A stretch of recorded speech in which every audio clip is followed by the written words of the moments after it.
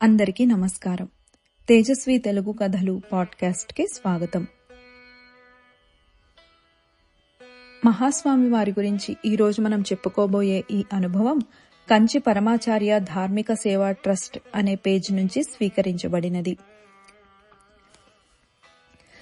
మహాస్వామి మానసిక చికిత్స అనే ఈ అనుభవం moments of a lifetime స్వీకరించబడినది.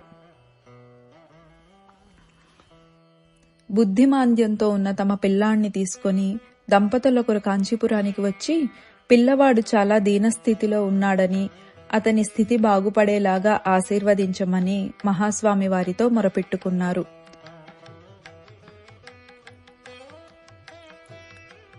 అప్పుడు వారికి మహాస్వామి వారికి జరిగిన సంభాషణలో కళ్యాణ్ రామన్ గారు గ్రహించిన అనుభవం ఇది.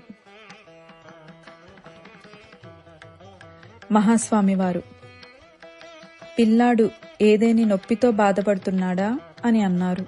అందుకు తల్లిదండ్రులు లేదు పెరియవా అని సమాధానం ఇచ్చారు.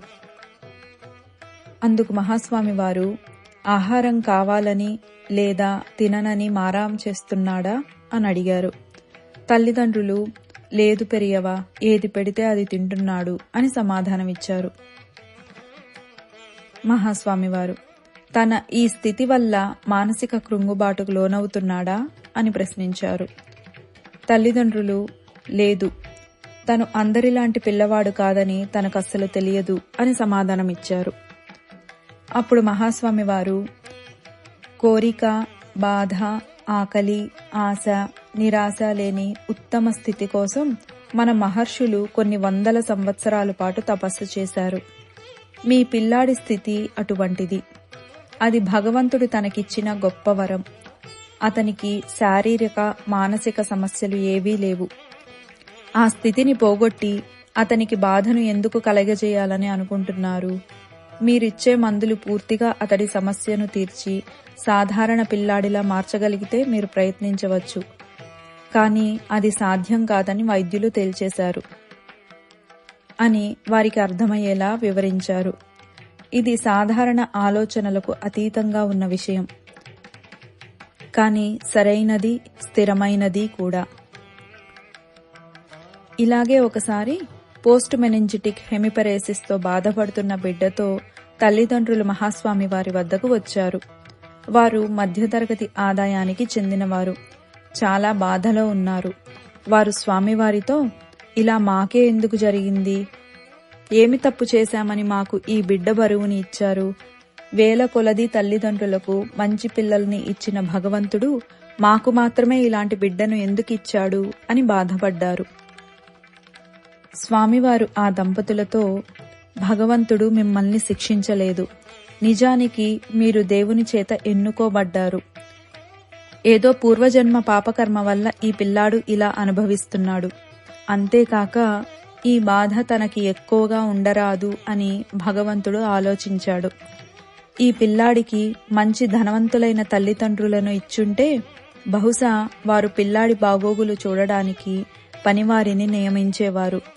దానివల్ల తల్లిదండ్రుల నిజమైన ప్రేమ, ఆప్యాయత, అనురాగం తనకి లభించేవి కాదు.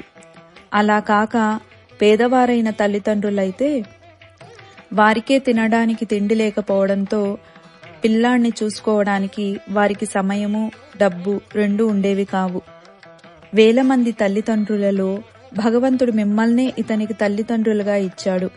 కావున అతను మానసికంగా, శారీరకంగా ఆరోగ్యంగా ఉండగలుగుతాడు. అతని బాధ కూడా కొద్దిగా ఉపశమనం పొందుతుంది. ఈ పనికి మీరు మాత్రమే సరైన వారని దేవుడు మిమ్మల్ని ఎన్నుకున్నాడు. భగవానుడు మిమ్మల్ని శిక్షించడం లేదు అని తెలిపారు. ఈ పనికి మీరు మాత్రమే సరైన వారని దేవుడు మిమ్మల్ని ఎన్నుకున్నాడు.